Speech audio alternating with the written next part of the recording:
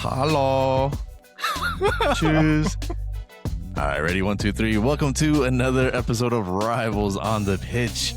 We are down to the semifinals in the World Cup. As of today, we actually have one finalist, and by the time you listen to it, you'll know who the next finalist would be. We got some Premier League action, some transfers going on, or some rumors, and I think that is it. I think we also have our official 20 managers of the league, unless Donald Forrest decides to sack Oliver Glasner before the start of the season. But if not, then we have all 20 managers. Preseason is about to kick off, so we'll get into some of these topics and let's see how it goes. Gesundheit. Oh, wait, what does that one mean? No, Gesundheit was that? Bless you? No. Oh, I don't know. Yeah. Hello. So I was going to say, people might think that they're listening to an old episode because we're all, and Germany's not in the semifinals or the finals, you know. Yeah. Contrary to what you may believe. Check out Adidas. You can get all the teams that got eliminated for cheap now. Hence why we're wearing the jerseys. I mean, mine's old school original. I've been in the game for much longer than these two rookies. Oh, yeah. Okay. Can't you tell by the know beard? what? I will say Germany was high on my list this season, and I think I like following the German team. I spent some time over there. I really enjoy Germany, but the team itself is this season at least, or this World Cup, I thought they were going to do a lot better. You know, they got knocked a good team. out. Just wait till next World Cup. Good manager, Jurgen Klopp. I was going to say Jurgen Klopp might turn things around. Yeah, that's the reason they're repping. Maybe for once, instead of being rivals on the pitch, we might be Germans. You say friends. What's the opposite? You said you were in Germany. How do you say friends? Friends. I don't know. Let's see. How do you say German?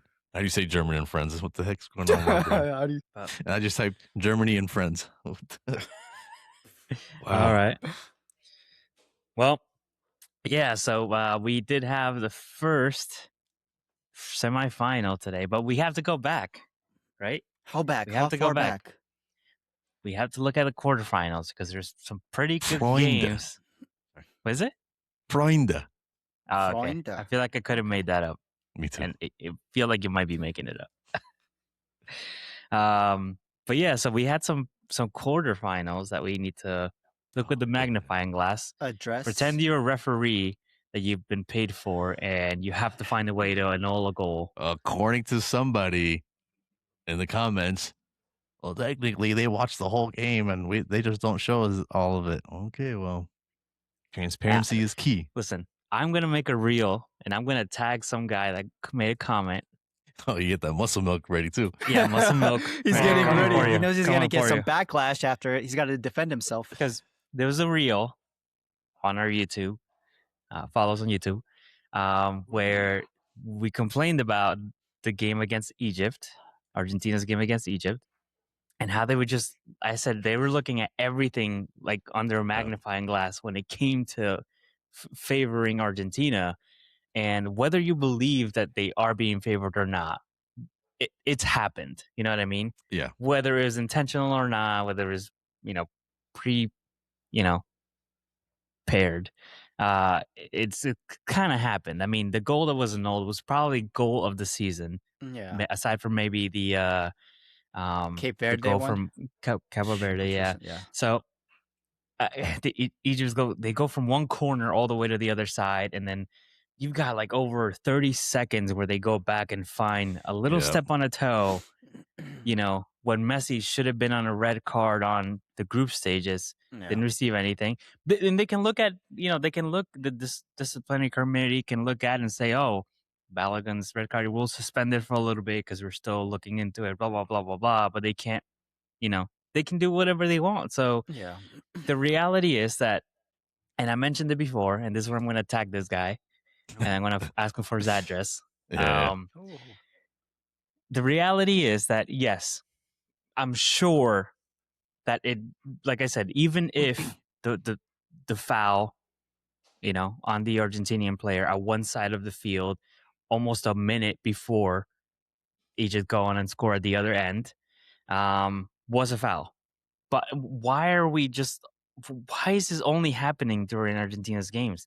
No other games are we looking at things through a magnifying glass. It almost feels like they're just like looking and saying, find a way to know this, find something wrong with it. You know what I mean? Yep. But when it's other times, other teams, sometimes it's just like, oh yeah, well, it's so long since that play happened. Like we can't go back the entire game to find a foul, that it just wasn't called. Like there's obviously something weird going on. And like I said, other teams don't get that benefit. They don't get the benefit of the doubt. They don't get that extensive search. And so whether it was a foul or not, like I just feel like the rule book works in their favor, but when it's not in another team's favor, it's just like, well, it's just part of the game. It It's not depends gonna on be who's perfect, reading the rule book. That's I'll just skim that part and then just get to the important part. Get to the part of the book that I want, that I find interesting. Forget the other stuff, and that's what it is. It's even like, how many times you've seen Infantino when Cape Verde scores? He's just there sitting, But then with Argentina scores, he's out there applauding and everything. You can see, he's trying to, and then when he got interviewed after the game, he was like, "Oh no, they scared us. It's a shame for the service, but I'm a neutral though. I'm a neutral. Yeah, right, bro. You're a neutral. You're cheering for Argentina the whole time. Yeah, exactly. He's just trying to catch his mistake, but it's public. It's already on reels and everything. It's viral, whatever. But you're not a neutral, bro. You're not a neutral. There's money in this. You know what I mean? Of course. I think it's also a bit of that subconscious, bias or favoritism. Maybe it's no one's like, oh yeah, we're fixing these matches. That might not be the case. It's probably not the case. You're right. But subconsciously, someone's like, well, Messi can't do no wrong. He's the best player ever so far, to date in this sport.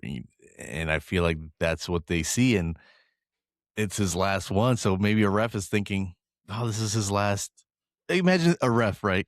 Thinking, I can give Messi a red card. If I give Messi a red card, this is his last World Cup moment. Yeah. That's ever. And that's a lot of pressure. Like, Did you see what Messi said to the one ref, though? He was like, respect, respect. Do you know who I am? And it's just sort of like what we were talking about with like Michael Jordan in a way that one time, and he was just like, he can it was a foul. Okay, I believe you. It's like that. He's getting that special treatment. He can talk to a ref. He can probably put his hands on a ref, which you're not allowed to do, and get away with it. So imagine someone else doing that. Is Messi the captain? Is he? I believe so, right? He is. So he's allowed to. He's allowed to talk to the refs, but still, at a certain extent, you can't be disrespectful like that. Refuses to speak English, but he's the captain. He's the one made to be speaking to the refs. I just can't. I can't. So with that being said, I watched the highlights for the Switzerland-Argentina game. I did not watch the game. What do you think about that call? The red card on again, it was totally a dive. Yeah. Dives. Maybe he feels like he's gonna get kicked, so he just jumps out of the way. I think a lot of players do it, and it's fair. But you again, said it's jump just out like of the way. That wasn't jump out of the way. That was like it was Michael a dive. Richards It was a dive. And again, to like the point, it was totally uncalled for and unprofessional, and should be, such an Arsenal dive too. but it should be. But at the same time, like, why was it reviewed? It's not a red card offense. You know what I mean? And then they're saying like, oh, well, in this World Cup, they can look at a second yellow offense. VAR can review it. And I'm like, well, this is the first time it's happened. Yep. Why is this the first time it's happened? They said it could have been mistaken identity. Misidentity. Well, mistaken identity. Come on. Come on. But still. It's almost like you use that to branch off and be like, oh, well, it was mistaken identity. Oh, by the way, while we were checking that, we saw this. So guess what? We're going to overturn it. Here's the second yellow. But it's funny because it's uncalled for. It's not, you know what I mean? I get it.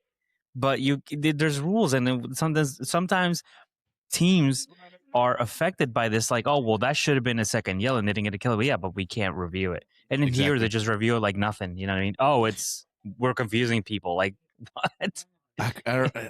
So many times that's been said by the announcers or the announcers. They'll be talking, doing their thing during the game, talking about it. And they're like, oh, well, that can't be reviewed. That can't be reviewed. That can't be reviewed. And it's like weird. And all of a sudden it's like, oh, we're going to review this. And guess what? A yellow comes out of it. How many times the corners haven't been given or whatever. And yeah, you can't review any of these plays, but all of a sudden now you got something called mistaken identity. And like you said, it's if it was given a yellow, I don't know. Like I kind of understand why he got the second yellow because it's simulation, right? Yeah. But when it comes at the tail end of a VAR, if the ref didn't give it, then you chalk it up as a mistake. But yeah, if you're gonna use VAR to undo these mistakes, then it has to be for every single time. Exactly. You can't just pick and choose. And people are mad, like, oh, you just guys are hating on Argentina, this and that. It's like, no, like there's the whole world is against them. Yeah. Now. That's why I'm rooting for them. South Americans, everyone's like, oh, we got to support each other. And I was so into it, man. I was rooting for Ecuador. I was rooting for Colombia. I was rooting for Uruguay, Bielsa. Like, I no, everybody's against them now because they see it. You know what I mean? And like you said in the last episode, we've come up against this so many times, and it's only gotten worse over the years. I feel like the worst. And the reason I mentioned Chile beating Argentina twice was because, like, I feel like Chile was awarded the host for Copa America 2015, right? And we beat Messi, we beat Argentina, and then they made one the year after that. You know what I mean?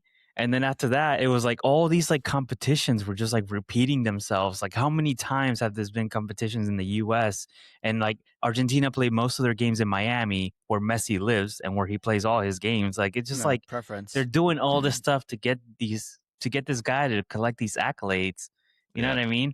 It's just we've seen it. We've seen it from years. About how France, how come they play in the afternoon, like when the sun's at its peak at the at the hottest it's gonna be, and then Argentina plays the night games. There's like preference in saying like, oh, so they give Argentina the better atmosphere, the better climate and everything like that, and that benefits them in a way.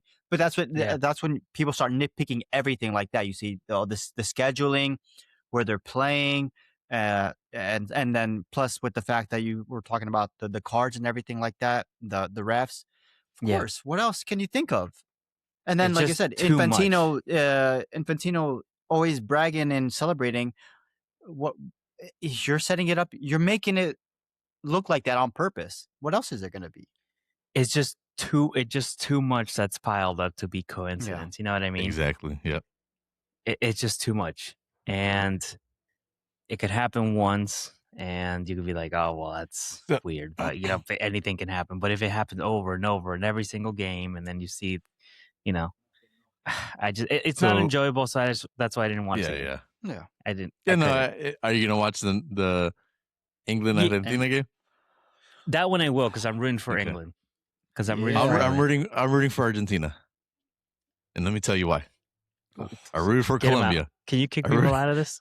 I rooted for Colombia. Guess who won? Mute them. It's true. Guess who lost? All right. But I was rooting for France. And guess who lost? Yeah. Okay. I was rooting for USA, and guess who lost? If they make it to a final, are you gonna watch? We're gonna watch the final. It's on a Sunday, right? So. Why not? Yeah. I'll still watch. I will. I'll be honest, because it's a final. And exactly. I'm going to watch the England-Argentina game tomorrow. And it's not a hate watch, because I could have hate watched against Switzerland. I didn't care. I'm watching semis because of England. I'm watching the final because it's the final. Yeah. But to watch Argentina's games, it's just not enjoyable, man. It's not. It's annoying, and I don't want I don't want to get on a personal level, but you watch the game and you see them, you're like, man, just lose, like take an L for once, and it's like, how do you keep winning? Last World Cup, there was controversy then when they beat Netherlands. There was controversies. So it's just not all of a sudden it's something new that came out of nowhere. Like, this has been going on, and like you said, like Copa America, it's we're witnesses a lot more than people who don't watch. Even in the MLS, I feel like, as well with Inter Miami. Yeah, the MLS too. Yeah. But besides that, though, the level of officiating in this, did I say that right? Officiating? Yeah. Officiating. Okay. To me, it's the quality of these refs. You know, I know France today, they were complaining about it, right? Yeah. I think that was more France not playing their game, but right. Yeah, I agree. Of course, I do think throughout everything. But I do think during this tournament, there has been a level of refereeing that's very questionable. Yeah, I don't, like you said, maybe they're on a stage that is too much pressure for them to handle, or what's going on. But it's you kind of start questioning, like, where do these refs come from? You know, why was the Somali guy ref not allowed in? You know, I'm not saying that's a conspiracy, you know, but I don't know. I watched this game. I was like, for World Cup, I feel like you would invest a lot more time in picking your referees. And oh yeah, I don't know. I haven't been impressed by them. You want like the Champion League refs. You want like that type of caliber. I understand it's the World Cup. You want to get everyone, you know, from South America, Europe, Africa, and stuff like that. You know, because everyone's involved. But still, yeah, I believe what the ref was from El Salvador or Honduras. I think so. Yeah. I think, no disrespect to them, but what kind of type of games are they officiating down there? Not the type that demands this. Maybe a little more training needs to be done for them, or they have to have more experience, like work the sideline, you know, or something, and then you work your way up.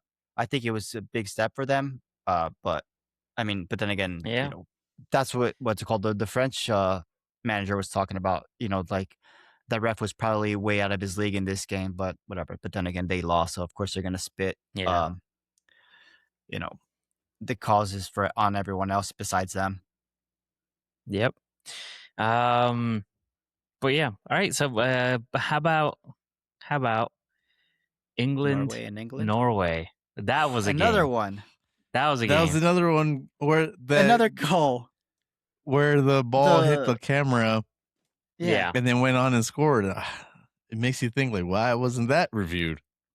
What happened with that? What's even funnier was they put the same thing with the Croatian one, with the goal on the Croatia. It touches the hair, and yet you can see a spike. But you can clearly see that it hits the wire and it just like drops suddenly flat, like straight down. And yet there's no, you know, activity on their graph or whatever. So the only thing they show what they want to show. I'll say about that one is that it could have gone either way. You know what I mean? I don't feel like that like gave England a benefit, because the ball could have hit and then gone backwards. You know what I mean? But the ball kind of was in that trajectory and it just came back down sooner than. Yeah. But and the guy controlled it well. What's it called? Yeah. If there was wind, like, who benefits from the ball swinging farther to the left and to the right? You know what I mean? I just feel like it's a like I said, the ball hits and it could have favored either way. I don't see it as like something crazy to have overturned the goal. I would just say England was favored, but I think rules state that it should have been stopped. It's like almost like hitting the ref. Like if the ball hits the ref, regardless, it stops.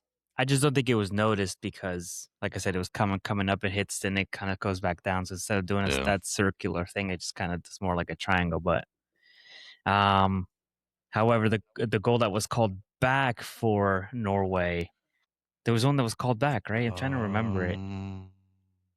Oh, the shove, Holland to hand. Oh yeah, on the corner. The corner. That one I felt like. Yeah, that one was a strange one to me, but it was two hands, and you know what I mean? You can't do that. Two hands is a foul. But then again, you can say it's two hands is foul, but he sort of fell down easily. But regardless of how you look, you know. But that's the thing; you don't give him the opportunity to fall. You know, exactly. If you put two hands, trust me, I learned this the hard way. You know. Yep. You get your goal taken away. But aside from that, it was a good game. Norway, I feel like that guy there was like 2-on-1. Oh my god, he's getting so much hate. He doesn't make the pass to Haaland. Slaughter.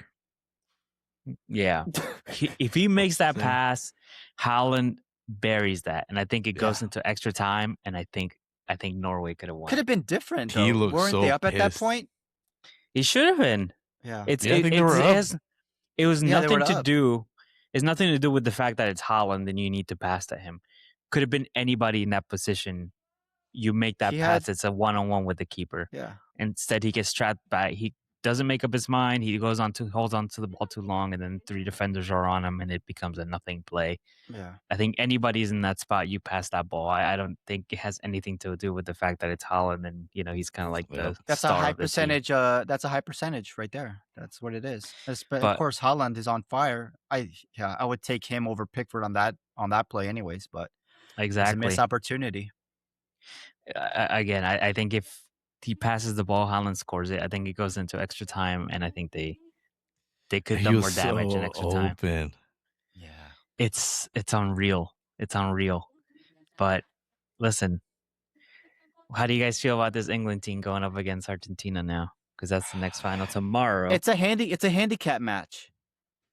It's England versus Argentina and FIFA. So it's difficult. I don't know. Honestly, I'm not sold on England. I'm happy they made it this far, but I just don't know. So bland. They're so flat when they play. They're a little flat, yeah. They don't move. They don't run into those spaces. They just stand. They're static, and I hate that because that's how Thomas Frank used to play. Like the players were so static. Under Ange, it was a lot different. They were moving around, and those through passes. There was more movement, more like I said, like running into those spaces. With some of these other teams, it's like with the England team and some of the Spurs teams I've seen in the past, it's you become very static, and all you do is passing it on that horseshoe shape, hoping something's gonna open up, and it's like it's so boring to watch. I feel like it's so safe to the point where it's so safe to the point that it's almost is it almost like Southgate back in the day? And everyone was complaining about how he was a little too safe and possession based.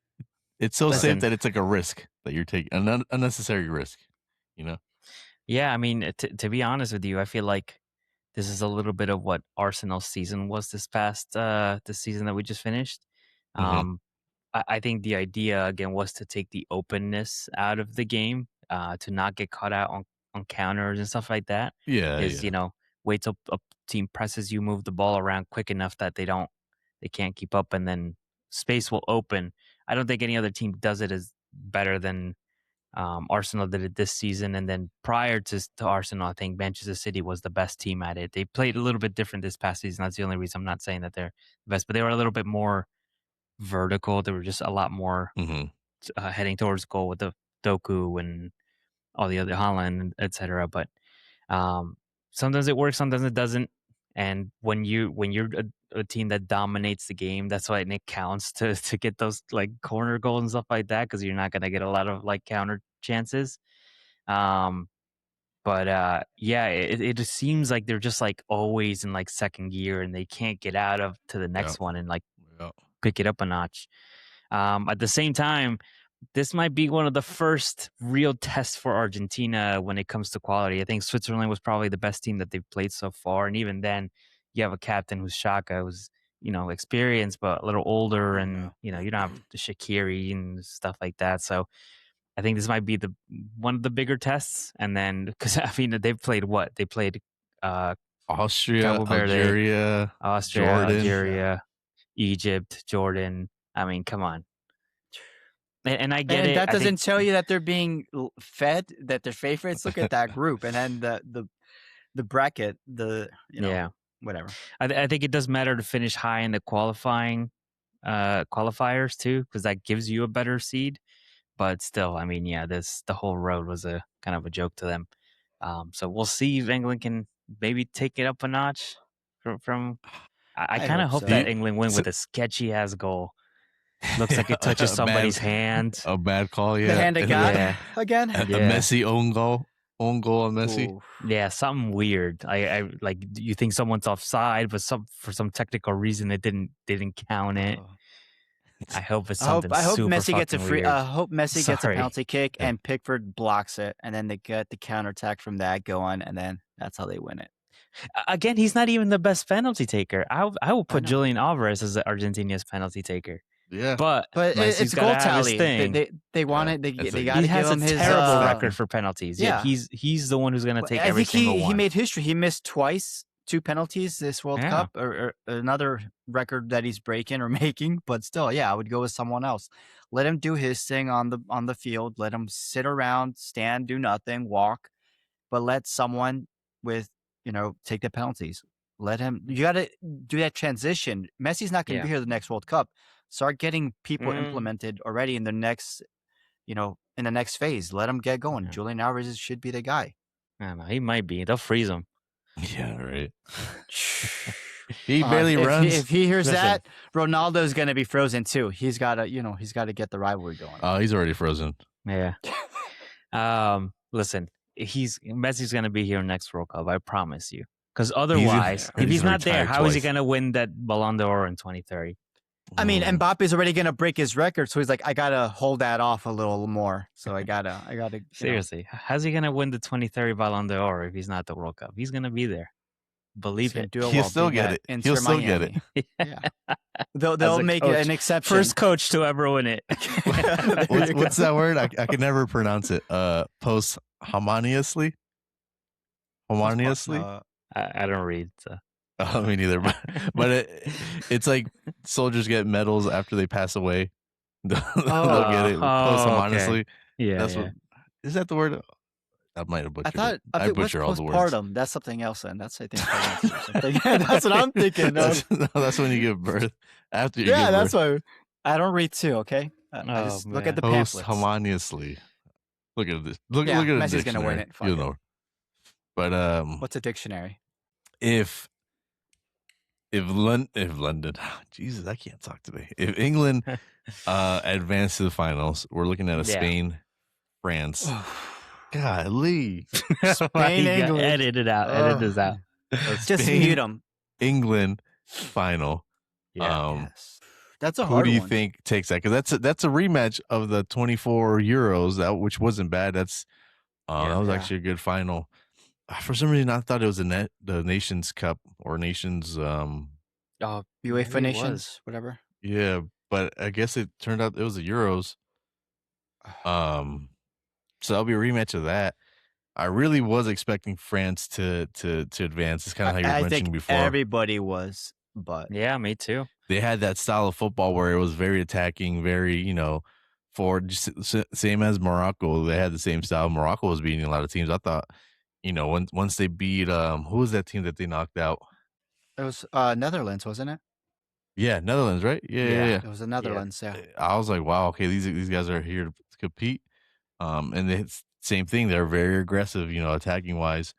So I'm surprised France didn't make it, but France did not look like France today. They looked like they had no answers to Spain. Spain was just defensively sound.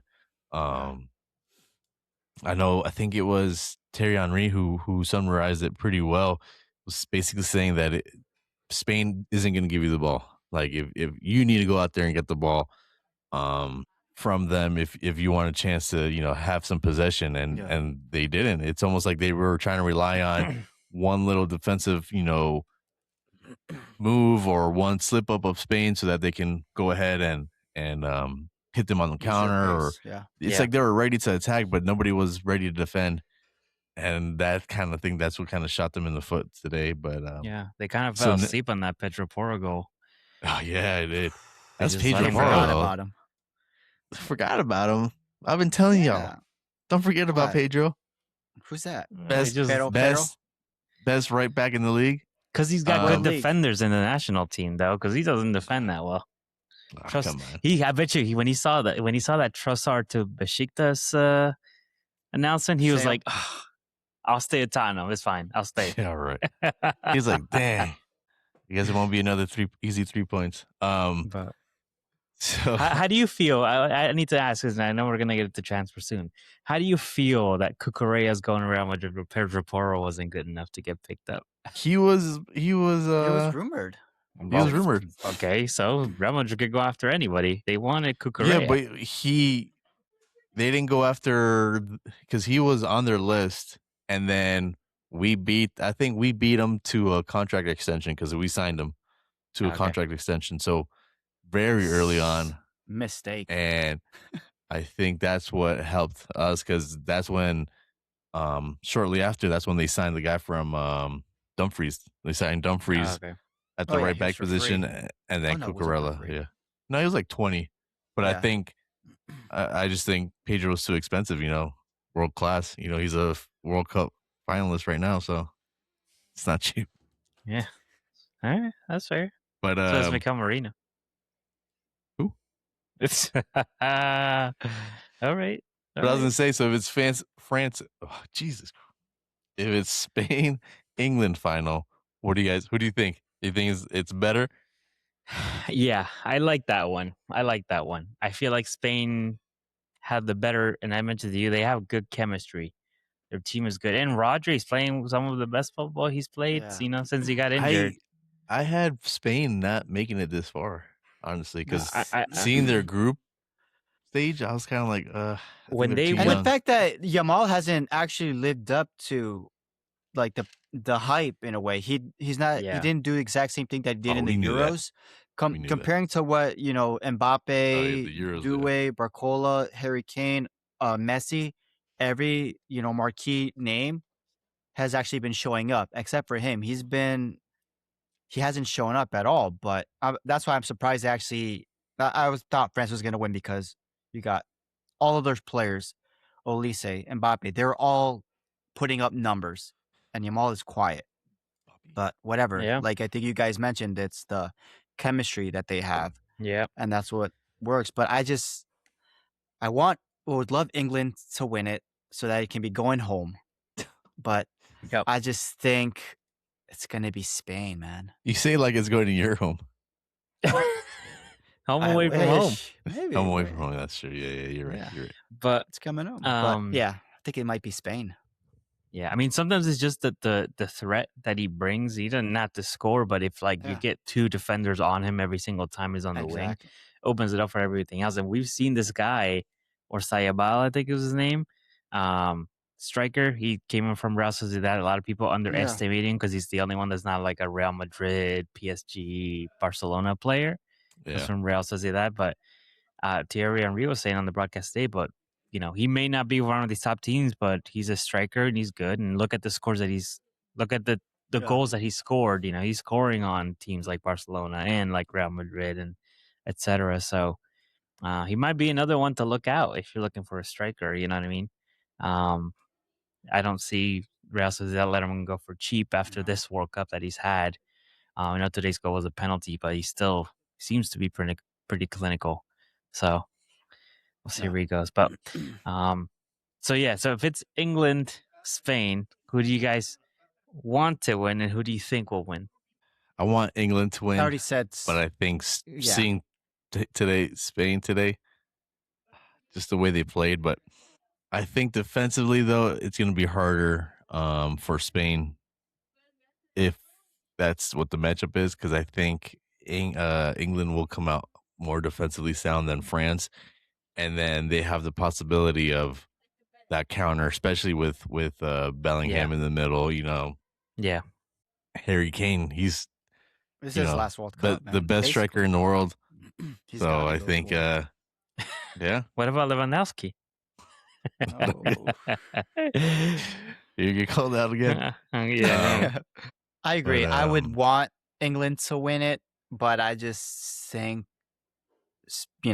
just like looking at the football aspect of it, I think Spain is gonna win it. All right. It might be closer than I think. I think so. I think you'd be surprised. I think. I hope it'd be surprising. It's an England win. I really wish, and it's funny because we're wearing Germany jerseys. Thomas Tuchel, I don't know. He kind of. Oh, there you go. That's like representing England. Thomas Tuchel. Yeah, that's right. like I don't know what it is, but I've been seeing a lot of like stuff about him or just his interviews, and I don't know. I don't know. He won the Champions League with Chelsea. Yeah, that's true. Yeah. And it was a pretty, not a great Chelsea. I mean, but they had Kai Havertz, who was so young. Werner. Frank Lampard is the one that was who got him to that. Yeah, well, he got him far, but when you get into the nitty gritty, that's when it was Thomas Tuchel. Yeah, and this is nitty gritty right now. This is nitty gritty. So that Norway game something's just about outsmarting, but we'll see. Just don't put Madueke in the starting lineup because, like Zlatan said, they're playing 10-11 when he's playing. I don't think he's been that bad. I just think he's lacking a little bit of. This is the thing that I with Arsenal when you have Saka and Madueke. I feel like Saka sometimes he's not as direct because he's very like injury prone. Shifty. No, he's just very like shifty. How do I say? He's just not very direct. Like he'll try to like dribble, like he'll be safe about it. If he'll try to take a shot, if it's like secure, and that's why I think he scored so many great goals. It's calculated. With Nani Madueke, I feel like he is more direct. He'll take on players, but his final decision is so bad. Like I feel like when he should shoot, he passes, and when he should pass, he shoots. And so it's kind of, strengths and weaknesses on both sides. I think Saka's probably more clinical at the end of the day, but he's got a good shot on him. And I think he causes trouble. He may not be incredibly effective, but he causes a lot of trouble. Yeah, for England. But no, with Saka like not fully fit, like you can't play him all the time. You could either start him and then you're gonna sub him out, or you could bring him on the second half or something like that. So that's the other issue that he's running into. And again, he brought Reece James, who is the most injury-prone player in the world. And then obviously we had a red card for his only right back, and then he's probably wishing he had brought what's his name? Yeah. Who? But still, like, for that, right? And he's like, he should not speak of. Yeah, please do not speak of him. But still, it's like, how does that red card get into a 2-game suspension now instead of a 1? It's just another controversial call, whatever, man. I mean, like I said, he tackled, but I think because he was tackled on top of the ball, so that made his foot, go high. But whatever, it should have just been a 1-game suspension. Especially because he gets to the ball first. Yeah, exactly. He gets the ball. You know what I mean? But just the contact he made with the ball made his foot go high, which is why it was a dangerous tackle. But still, I think we all aren't friends with Trump, so we couldn't we didn't want to speak to whoever the prime minister is of England. Yeah, if you want to speak to the prime minister of Germany, though, we might have contacts. Yep. Yeah, there you go. Say. Yeah. Gesundheit. But cheers. But yeah, so you guys want to get into some transfers, or I was going to say any other last points? I've been a little busy with, so I'll catch some of the games. Sometimes I just have to watch the highlights. Yeah. But I haven't heard the name Elliot Anderson come up too much. Nah. Sometimes that's a good thing, right? Sometimes it's one of those where you're good so that your name doesn't get brought up, But for 116 million pound or euro transfer, it's kind of like you should be spoken of a lot more. His name was mentioned. He was the one who got pushed, right, from that Holland on the corner kick. Oh, yeah. I mean, I've heard more about Dan Burns than Elliot Anderson. Because of that matchup, he's gonna head the ball away from Messi. Oh, he's gonna Messi's gonna look like a door from a tiny little dude. But but yeah, no, you should be better than an injured Declan Rice on the field, man. You should be, he's getting, that's the other thing too. Like you have Rice, who's probably one of the best midfielders in the Prem, and you have Jude Bellingham, who's probably the best English midfielder, probably in a long time too, not even just right now. So it's kind of hard to put up performances against, when you play next to those two. But yeah, I feel like you should be making a little bit more of a splash impression. Yeah, better impression, I think. And City, for the rumors that I've seen, they're about to drop another 85 million on some guy from Morocco. I forget his name, but the long hair dude. That could So be they're anyone else. dropping Me? long hair. Uh, but it was, but last year, how much did they spend on their midfield already? So it's almost like in the combined 2 years, they're spending almost over 400 million on their midfield. Yeah. So it's kind of crazy to think what's going on. They still have the spending power that they have, and we still have those 115 charges, which and I don't know too much about Man City finances, right? Yeah, they don't even fill the stadium. Exactly. That's what I was gonna say. Like, where do they get this revenue from? Like, how? Like, for Tottenham, we could say, hey, we have all these deals with the NFL, the concerts, the stadium it's what's providing us some revenue, and we fill up the stadium pretty well. We have somewhat of a global fandom. It's not as big as other ones, but like you said, like, let's be honest, it's bigger than Man City. Yeah, local wise, right? I wonder if here in the U.S., if they're so big that the U.S. is basically, buying all their kits, but because a lot of because they're part of the New York FC. That's part of that branch, like Girona in Spain, and I believe they have another club somewhere else, but in Australia. Auckland, I don't know, but still, where does this money coming from? Where? Well, that's the thing, is a lot of this stuff I think is not on paper.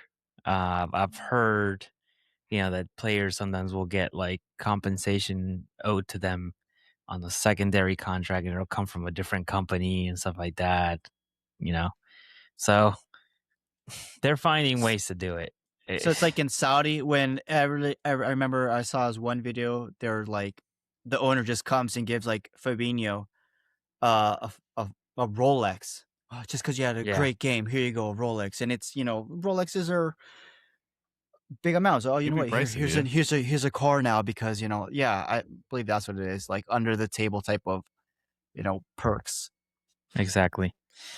But yeah, I don't know, but a lot of people are saying, I mean, they just keep ruining the market, right? I mean, look what we're having to do. All these other teams. I'm not talking about you, Randy. You're ruining it too. Yeah, for real. Alan's ruining it now. Look how much he's spending. He's like, look at Alan. We gotta catch up. Because we gotta catch up. Wow. Okay. But I mean, I just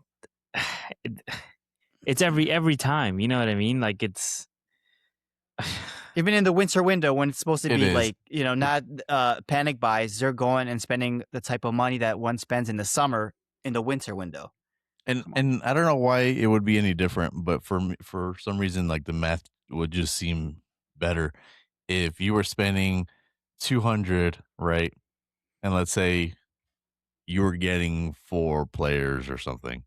You were constantly signing players, so even though the final total of the transfer fees were the same amount, it wouldn't.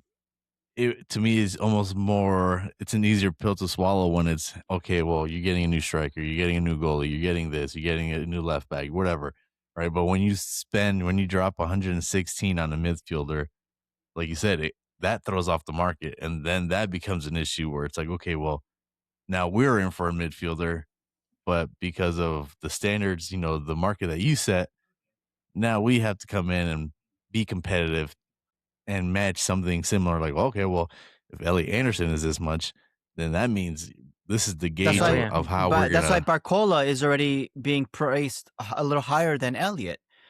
Diamande, the same thing, because of that. I feel like Diamande might be a scary one to sign because he's super young. He's 19. But then again, yeah, and you're over 100 and something, 119. Yeah. Was that what was denied from Liverpool?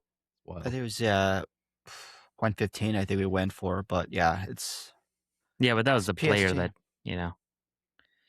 But yeah, no, it's getting kind of crazy, but at the same time, like, you can also affect the market by overpaying for players that aren't worth that much. You know what I mean?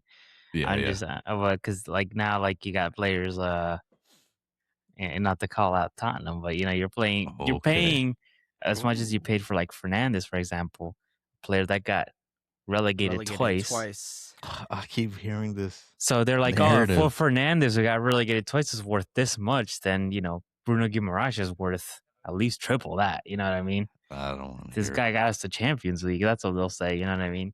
So now they'll accept. I think that's fair.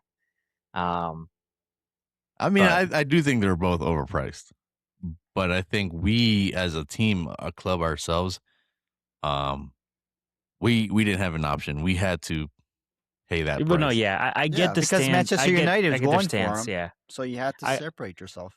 I get Tottenham's stance because, well, yes, they are overpaying for I think every single one of the players except for the one they got for free. But at the same time, they got beaten out so many times over the last 2 seasons to their targets. Two 17th place finishes. They know that the Europa League is really just a placeholder, and I think they have to get it right this time. You know what I mean? Yep. They're losing a lot At of investment. Cost. Yeah, they're I will say, Matheus Fernandes, I think he's gonna prove a lot of people wrong. He proved me wrong. I thought he was Mexican. Yeah, there you go. You know why? You know why? Because you're probably thinking of Ederson Alvarez. I was. So no wonder you're like, oh my God, similar. You're spending that much? 85 million on Ederson? I mean, he's not bad, but he's not the best midfielder, I would say. Alvarez. He's young. Is he? I thought he was. Oh, no, Alvarez. No, Fernandes. Yeah. So Fernandez, I was like Mexican. I was like, huh. I was listening to the episode back, and I was like, oh, I know who he thought it was. Yeah. But Fernandez. You think he's Mexican just because of the name. It's Fernandes. Randy, come on. And that's why you got to say it that way, so Pat doesn't get confused. Exactly. If you guys would pronounce it right, speak Portuguese. I would know. So, we beat United to the signing of Matheus Fernandes and to Sandro Tonali. And then all of a sudden, United sign Santos from Chelsea and then Tielemans.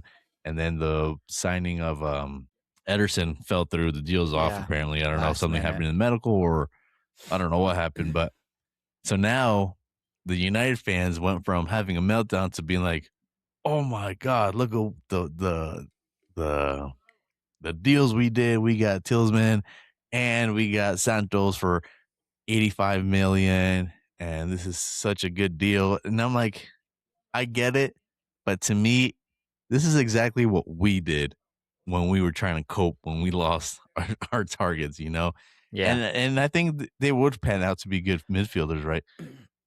But do you guys think I'm overreacting, or are they kind of coping as well? Because listen, it's better business for what they need. They're not doing well financially. They need to thrift a little bit. But no, I mean, this is like I said, maybe Tottenham is overpaying for these players, but like I said, you get to it first, you put the money down, you're not going to have competitors, and I think they beat out the likes of Manchester United, who have Champions League football this season. Yeah, you know what I mean. That's if you want those players to come to you, you need to put the money on the table. So I do think that the fans are saying, "Oh, well, we did better because we got what we wanted for a lot less money." But it's your B lists. It's your B list. Yeah, exactly. Really, Santos. I think he wanted the move just because he wanted playing time. It's not because he wanted to go to Manchester United or Champions League. He just wanted playing time. I think that was. I heard he's really highly rated, though. Yeah, but we'll see what happens. They have a bunch of young players in Manchester United. You want someone with experience. I think Tillman is what they got him for at that price. I think it's a steal. I think a lot of what's it called? I think Paul Scholes, Keane, they're a big fan of him. I think they said he's going to complement that midfield well. But for that price that they got him for, I think that was a steal. So I think that's good business on that end. Santos, we'll have to see. I think it's maybe more for the future, but for Champions League right now for Manchester United, I think with Bruno Fernandes, Tillmans, and then I don't know who else is going to play in the midfield at that point. I think it's good for them. How do you guys feel about this Tielemans pickup? Because I have feelings. I honestly, I really wanted him when Me too. 2 seasons ago. What is it? When they got relegated? When Leicester got relegated. Right? Yeah. Because he came from Leicester, right? Yeah. I was like, man, I wanted him then. I was like, man, this would be a perfect pickup, but he joined Aston Villa. I don't know if we ever even put a bid in for him. So we thought we were gonna get him too when we were looking for a defensive midfielder, and we ended up getting Zubimendi. But yeah, I mean, I wanted him to at that time, and then after he went to Villa, I don't think that was done. I don't think it was ever gonna happen. But I feel like it's a good pickup for United, considering what's his name, Casemiro's out. Yeah, that's what it was. Casemiro, yeah. He left on the high, so I think it's a good pickup. I think he provides an attacking threat. He's got a good long shot. Mm-hmm. He can take those shots from outside of the box. He's he's physical and prime experienced. Yeah, exactly. So I think it's a good pickup for them. Again, I think a little bit past his prime, but I think he can do a job there, and I think it's a good pickup for them. I mean, he has European experience, Europa League, Champions League, so that's what they need, especially since Manchester United is going to be in Champions League, so that gives them a little boost in that part of it as well. I know it's probably not this season and maybe next season, but no, never mind.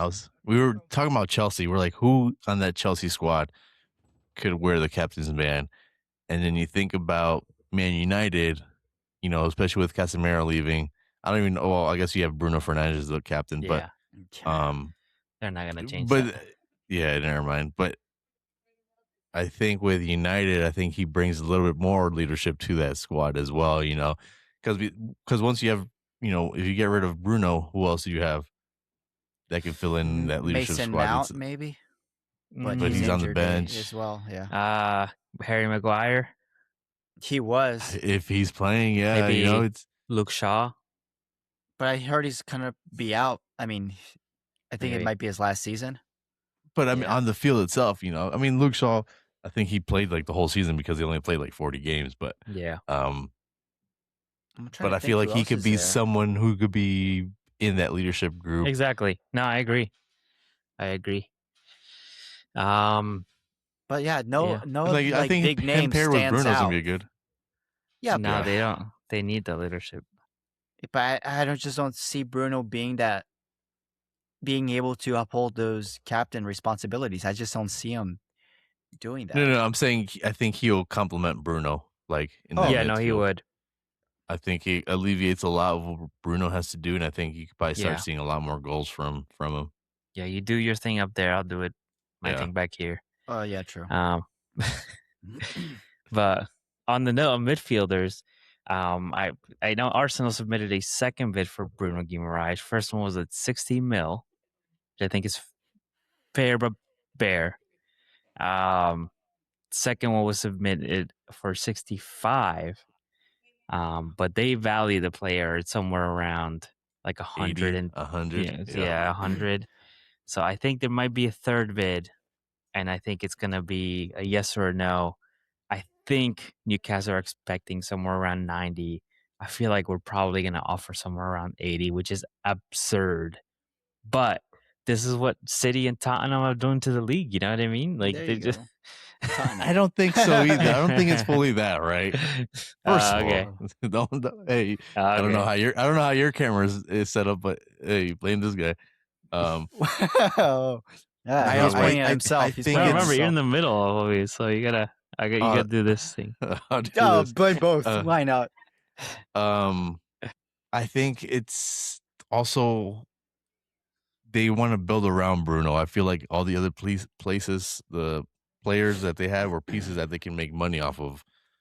With Isaac, I mean, I don't think they wanted to get rid of Isaac, but Anthony Gordon, Tonali, I think those were like, okay, these are money making opportunities. Like these guys aren't happy here, But Bruno Guimaraes is, especially seeing a lot of their like content creators and their fans on Twitter and stuff like that.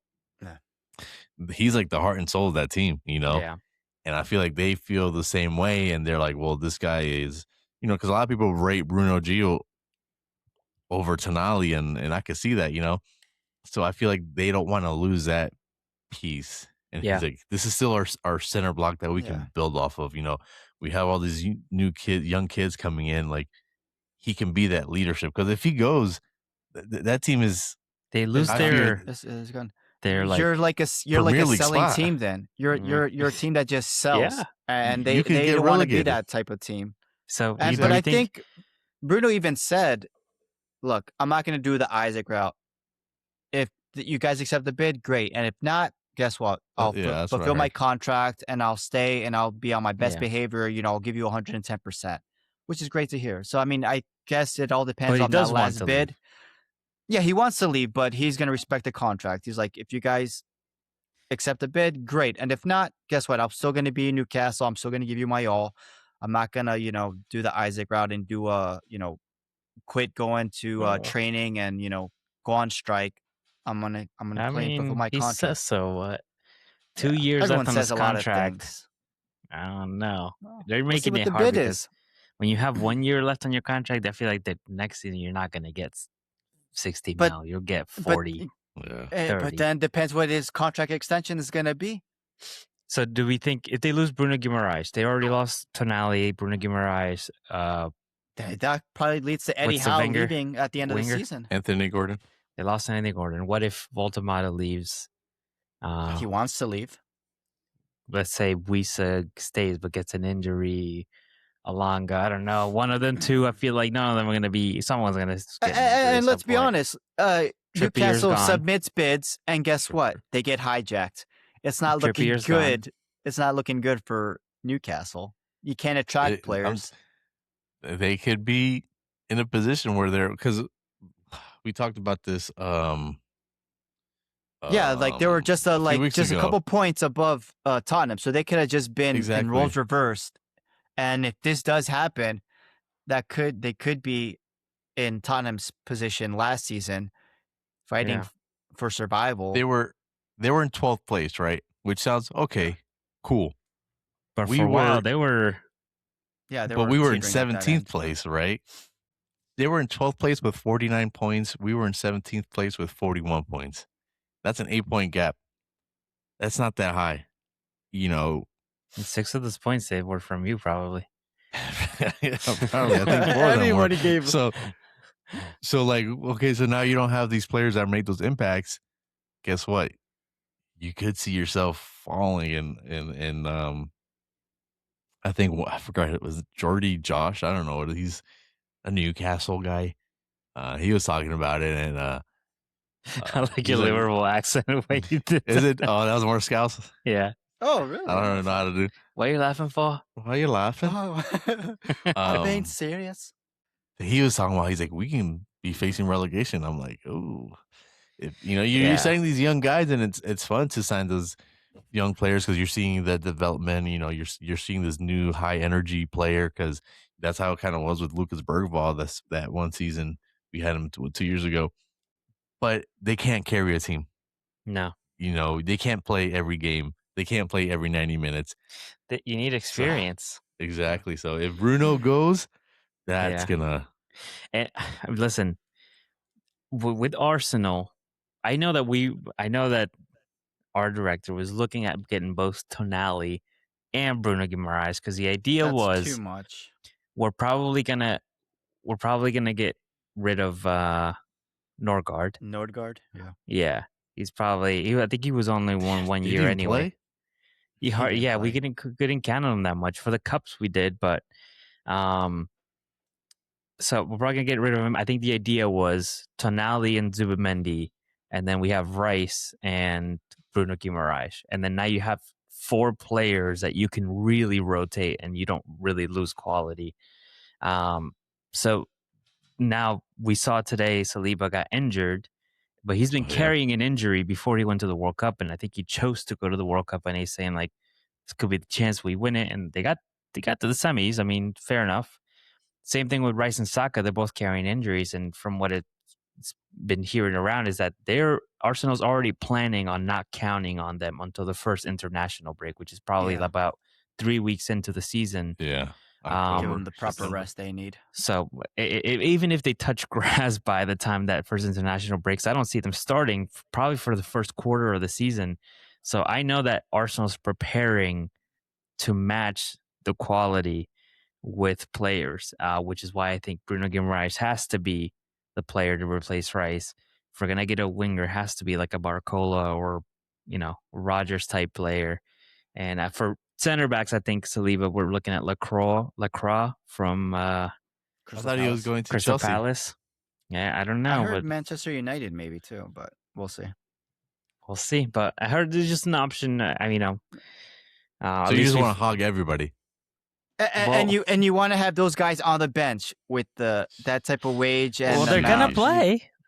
They're gonna play. They're not going to be starters. They want to play every game. You think they're gonna? They can fight. They can fight for the spot. I mean, you know what I mean. You want to be the best of the best. You want to be champions, or they can stay where they're at, where they're playing every game. Champions. You're gonna think you're gonna win it again this season? We don't want players that are gonna come and say, "Hey, I'm not good enough." Like we want players that say, "Like, you know what? No, I can bench Rice. I can bench Zubi. I can bench." And then when they're benched Martinelli, instead, you know what I mean? Then they can work harder. I think that's the mentality you want. You know what I mean? I know it's not it's easier to say than to do. Yeah.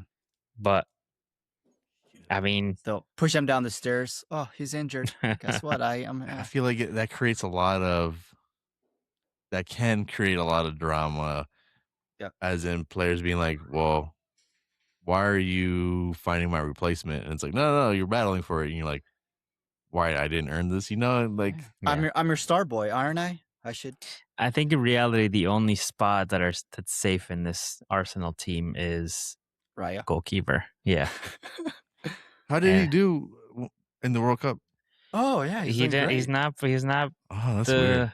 He's not he's on vacation. He's touring the USA. He'll get a medal. I mean, listen, I totally get the Spanish coach's decision to choose who he prefers in goalkeeper, because I feel like it's a more technical thing than it is a skill thing. Because he also has the best goalkeeper in the Liga, and he's also benching him. You know what I mean?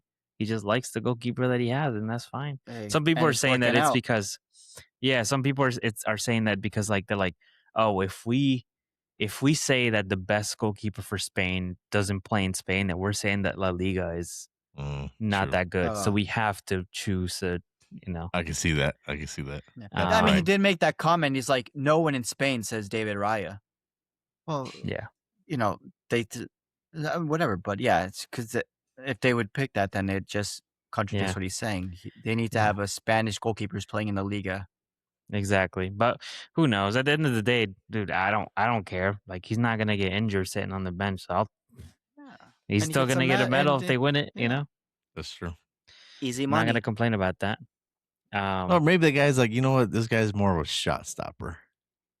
Raya isn't. Oh wow! Okay, because he didn't, like you said, he didn't have the most saves in the Prem. He had more clean sheets, but that was because of the defense. He had the best saves. That's the difference. Okay. The penalties just saved. All the shots. I saw it live, man. When he's taking penalty practice in Arsenal, they're missing. So of course it's an easy save. There's nothing to save. All right. But yeah, no. So, the prices are insane, but that's what it is right now, man. That's what wait till that's what we made after the World Cup. But it all started. We have to put the blame somewhere. I think it all started with that Jack Grealish purchase. I didn't expect it to go that far back. I think that's where it all started, where everyone's like, whoa. 100 million in a time where you were buying players for what? We bought like Aubameyang for 45 or something like that, and he was like a record fee at the time. 50, 40, like 50, 60 was like high end. Yeah. 70. No. Gareth Bale was bought for 100. Yeah. Or 98 or something like that. Yeah. But that was Real Madrid. But to think that Jack Grealish was the same amount. Yeah. It's ridiculous because I don't think those two compare. No, obviously not at all. And that was another one we missed out because Daniel Levy didn't want to pay more than $5 million. You can get him now. Right. Yeah. He's on a, what is he, free agent now? I think so, yeah. Wow, there you go. Oh, buddy. Oh, yeah, he's recovering from an injury though, so whatever. But still, nice. Now's your chance, Alan. That's okay. We're putting a bid in for Kroupy. I've heard that. It's getting louder and louder. It's getting to the point where the camps are, you're hearing noise from his camp, and you never know what's real or not. But apparently, he's open to coming to Tottenham. And but then what's that? Ryan, Kroupy, Scott. They got to draw the ends. They got to draw the line somewhere. Exactly. That's why I don't think so. I think they'll keep Kroupy. I think they'll keep Alex Scott. I think Ryan. I think they're untouchable. When they say they're untouchable for a year at least. And then they're going to grow their stock or maybe and say, the winter okay, we window. found the replacements. Yeah. But I hope so. I hope we'll make some moves. So what's this goalkeeper situation? For us? Yeah. Oh, we got Anthony Kinky. Kinky? Oh. Yeah. Kulusevski and Kinky? Yeah. That's going to be a nice... Yeah. Wait, where is Kulusevski? I think he's back from the dead. He got injured. They got him out of the freezer. 2024. Jesus. Or 2025. Was it their thing? Like he was here for like what 4 coaches, but didn't play for none of them. Yeah, something like that. Yeah. He was supposed to be out for a few months, and then we haven't seen him since. I remember the last time I saw him play. It was a game, and then after that, I went to do the Harlem Shake. Okay. Went to and got to. I remember watching the game while I was loading up music into my iPod. Oh yeah, right. You're looking for your Walkman, your Sony Walkman. Oh, there you go. It kept skipping for some reason. The anti-skip. But he apparently had a weird injury where like he had no blood flow to his knee or something, and it's causing like extreme pain, and it was like a freak accident that ended up happening. And I hope he comes back, even if he doesn't play for Tottenham. Like, I feel like he was such a good player that I hope he's able to play at one point great. for whoever, whatever level. But I feel like at a certain point he was your best player. Yeah, he was a great winger. They moved into the 10, and he was great at the 10. There's some highlights of him at there's a reason why they called the Etihad Stadium the Dekihad Stadium, because he just lit that stadium up. And dude was on his best day, he was unstoppable. I think he's very physical, very strong on the ball. And we I think if we had him this season, just him alone, I think we wouldn't be in this relegation battle, but you'd be in 16th instead. Yeah, exactly. Hey, we're not in it though. But it hurts not to have him, because we were kind of playing like, oh well, we can't sign this player because he's gonna come back, and then slowly everyone was kind of like accepting the fact that he's not. And with all these midfield signings that we're doing now, and James Madison's on his last year, so we'll see what happens. And if he does come back this season, we don't know what state he's gonna come back in. We don't know how he's gonna be, but we'll see. He might be. I don't have his jersey up here, but it's also for a while. Yeah. For a while, he was my favorite player on the team. How about for Liverpool? What's the movement? Scuttlebug. Nothing yet. I just think that right now for the preseason, he wants to keep Curtis Jones. He's giving everyone a clean slate. Please keep Gapco. I think he wants to. Whatever with what happened with Gapco with his child, I think it would be wrong to sell him. But I think true. Yes, it was a bad season. I think everyone had a bad. I think everyone had a bad season under Arne Slot. Yeah, but I think we're hoping maybe this season he can turn it around. But yeah, Harvey Elliott, who was at Aston Villa, he's gonna get another chance. Curtis Jones, and we'll just see. Right now, we already did those 2 signings. I mean, the signings that we bought last season, but we left them on loan. They're coming in. So we do have what I think Jaquette, he was playing in France. He came from Rennes, I think. But how about he's in. So we'll see. Munoz should be coming, but that's after the World Cup. Colombian? But Munoz? What? Munoz? Colombian guy? No, not Colombian. The Victor. The one from Victor. Yeah, the one that we hijacked from Newcastle. Oh, the Portuguese one. Yeah. No, just kidding. No, he's so Munoz. Munoz? It's just like Alan's thinking that France is still in the finals. But no, but I think it's slow. I think he's gonna see what they're trying to be active, but I think the players that we want, like Barcola, we're looking at options. But right now, I think it's once the World Cup is done. Once the World Cup is done, we'll probably see more movement. But right now, I'm just happy that he wants to keep Curtis Jones, Harvey Elliott, because those two were very important players under the Jurgen Klopp era. So, Harvey Elliott's still young. He has so much more years ahead of him. I think he's like 22 or 23 years old. So he has a lot more years in him. So and Areola is good at with the young players. So I'm just want to see how preseason looks, and hopefully we'll get some signings in, because we do need another center back. And maybe a winger, and then we'll see what happens after that. Garnacho's free. I heard it. Garnacho. What is it going to be? If he's going to go through every top 6 team? He's basically Alonso basically said he's either like, oh, there's interest, or like we just hope it ends the best for everyone. And I'm like, we know what that means. We know what that means. I heard he's going to probably go to Roma, and I'm like, God damn it, I don't want to see him at Roma. Oh yeah, I heard that too. I've heard it. I've heard his best. Go to Turkey. His best destination is probably the Spanish league, where he could have a Anthony-like turnaround. Resurgence. You know what I mean? But he's got a little bit of an ego, Yeah.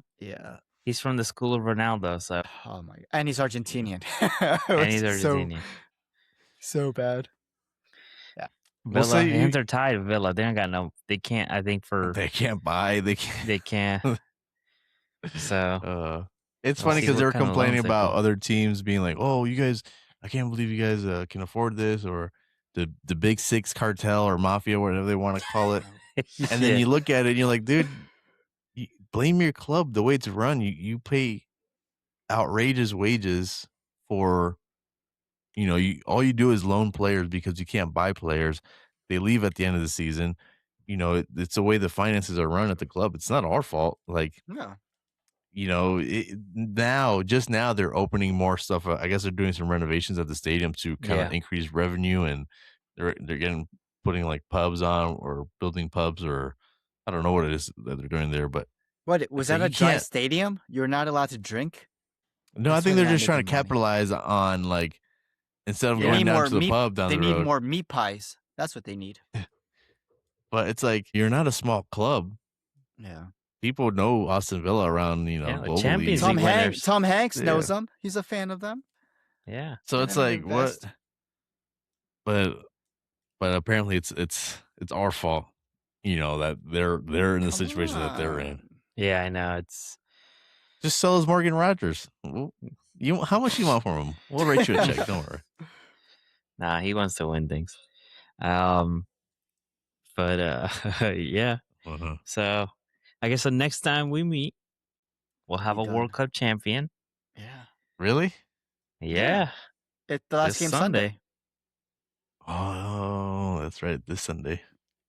Alan, you're all over the place. You're still in France. You got to get back to the USA. This guy still thinks Germany's in the World Cup. Yeah. I thought that's why we planned this. For the next one. He still thinks Klose is still the highest goal scorer in the World Cup. Yeah. That is an episode of Rivals on the Pitch. Thank you for joining us on this semi-final edition of Rivals on the Pitch. Make sure you guys tune in next time when we crown the winner. Well, I guess we won't crown the winner, but FIFA will crown the winner, and hopefully it's not Argentina. Okay, so join us next week where we will be talking about the FIFA World Cup winner, how this tournament.